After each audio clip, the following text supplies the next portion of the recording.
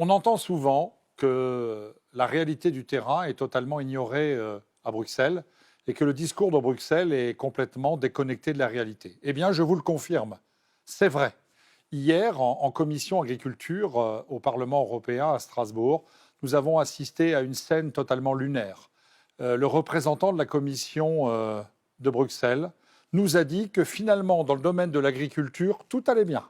Les récoltes étaient bonnes, les prix étaient satisfaisants. Je voudrais insister sur le fait que nous avons des signaux plutôt positifs pour certains qui nous poussent à penser que nous pourrons revenir à une situation normale pour ce qui est des marchés. Le niveau des prix est globalement bon. En tout cas, si on compare avec les 5 dernières années, les productions sont beaucoup plus avantables. L'inflation de produits alimentaires s'est stabilisée. Donc, de manière générale, ce sont de bonnes nouvelles pour nos agriculteurs, mais également pour nos consommateurs. Mais de qui se moque-t-on? De qui se moque-t-on alors que, en France et ailleurs, nos agriculteurs sont de nouveau en train de manifester pour défendre leurs revenus, pour défendre leurs familles. On nous dit ici que tout va bien. Les récoltes de céréales ont été particulièrement catastrophiques cette année.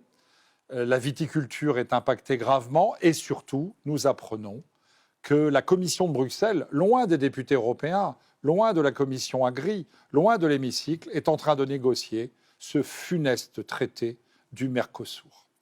Alors, je pense que jamais le fossé n'a été aussi grand entre la réalité de l'agriculture française et européenne et ce qui est dit ici, à Bruxelles et à Strasbourg.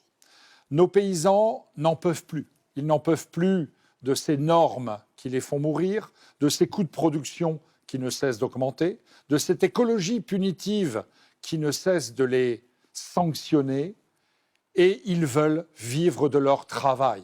Alors, bien évidemment, avec mes collègues du groupe des Patriotes pour l'Europe, avec les députés du Rassemblement national, nous sommes aux côtés de nos agriculteurs.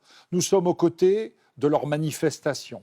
Nous les soutenons parce que leur combat est légitime. Il faut combattre les décisions qui sont prises ici à Bruxelles dans la plus grande opacité, en méprisant d'ailleurs les règles élémentaires de la démocratie.